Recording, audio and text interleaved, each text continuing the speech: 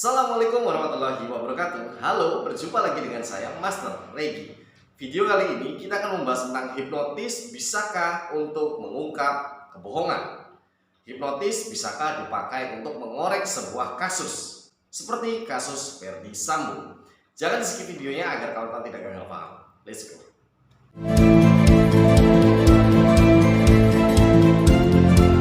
Oke kawan-kawan, banyak yang bertanya ke saya, ya, baik melalui channel YouTube, Facebook, IG maupun langsung WhatsApp ke saya, Bang atau Master, bisakah hipnotis dipakai untuk mengungkap kebohongan? Atau bisakah hipnotis dijadikan satu alat atau satu media, ya, atau satu sarana untuk mengungkap sebuah kasus?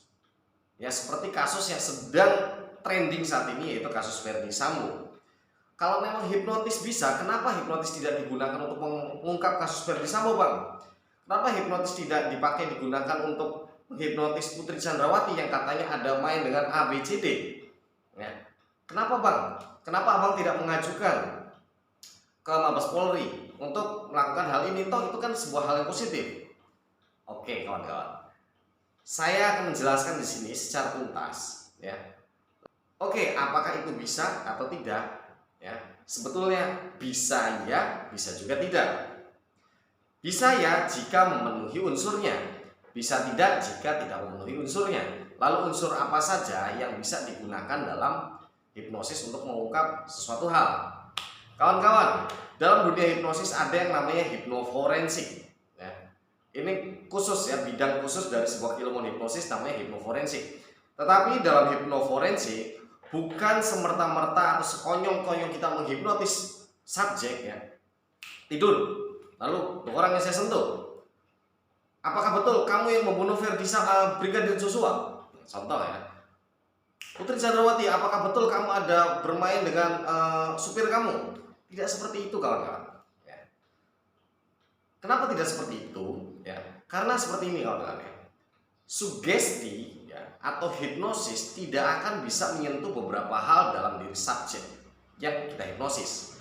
Salah satunya adalah yang berhubungan dengan keyakinan. Misalkan contoh, saat orang hipnotis lalu kita rubah yang tadinya agamanya Kristen jadi Islam, itu nggak bisa.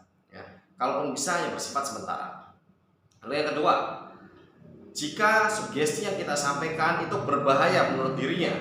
Contoh, untuk orang yang saya sentuh, saat Anda bangun nanti Anda loncat dari lantai 10, itu tidak bisa. Ya. Karena apa? Karena pikiran manusia ini memiliki defense, ya, memiliki pertahanan tersendiri, bisa menyaring mana yang berbahaya, mana yang tidak. Oke. Lalu yang ketiga adalah yang melecehkan, ya, itu pun tidak bisa. Contoh, saat Anda bangun nanti Anda buka baju bugil dari ujung rambut sampai ujung kaki misalkan, itu tidak bisa. Yang keempat, menanyakan sesuatu atau sugesti yang disampaikan untuk menanyakan sesuatu yang berhubungan dengan privasi atau aib.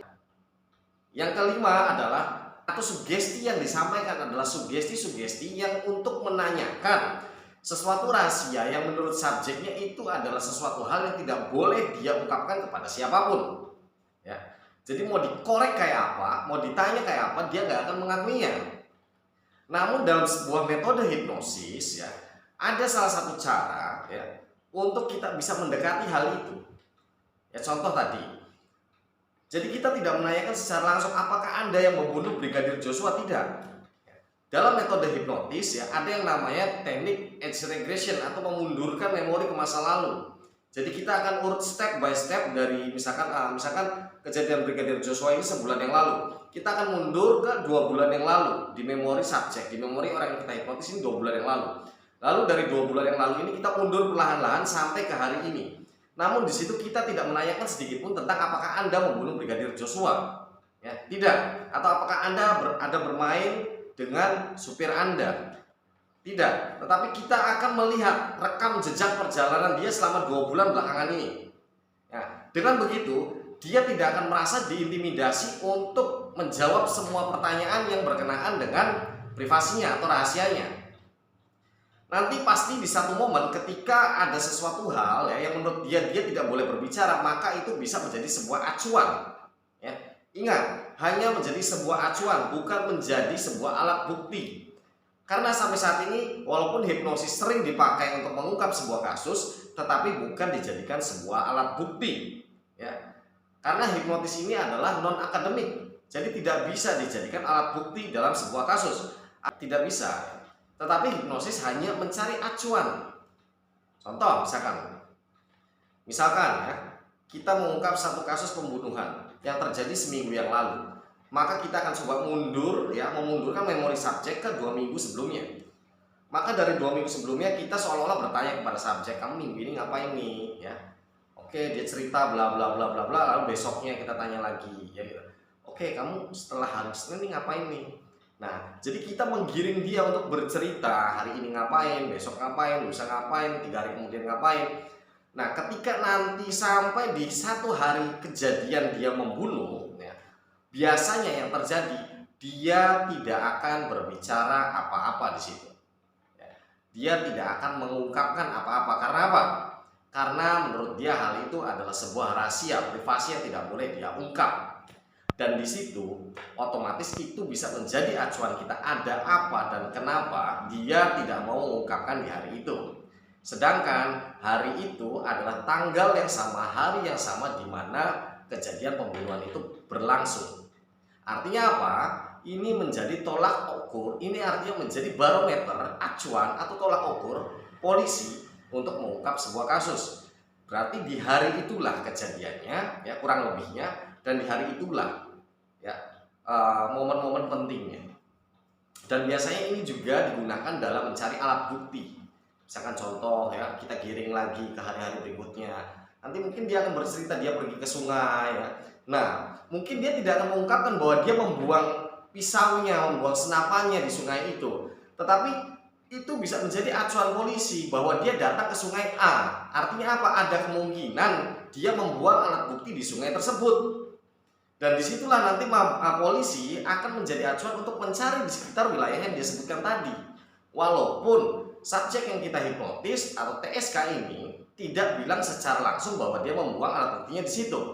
Tetapi dari rentetan ceritanya, dia mendatangi tempat tersebut, artinya apa? Ada kemungkinan dia membuang alat bukti di tempat tersebut. Ya, jadi itulah kawan-kawan. Ya, jadi hipnotis itu tidak bisa mengungkapkan sesuatu hal apabila subjek yang ditanyainya, yang dihipnotisnya memang tidak memiliki keinginan untuk jujur.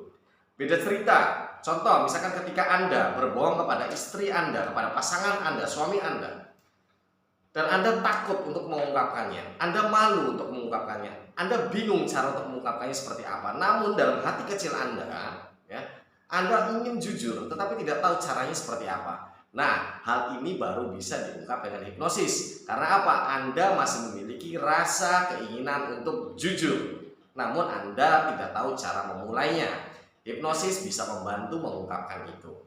Namun jika dari awal apa yang kita tuju, ya, subjek sudah merasa ini adalah sebuah rahasia yang tidak boleh diungkapkan kepada siapapun, maka itu tidak bisa ditanya serta-merta, langsung kita intimidasi, intervensi, ya. Apakah Anda membunuh Brigadir Joshua?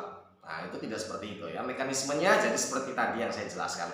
Dan hipnosis hanya dijadikan sebuah acuan, ya, tolak ukur untuk mencari sebuah kejadian, tempat, ya, lalu acuan untuk mencari sebuah barang bukti.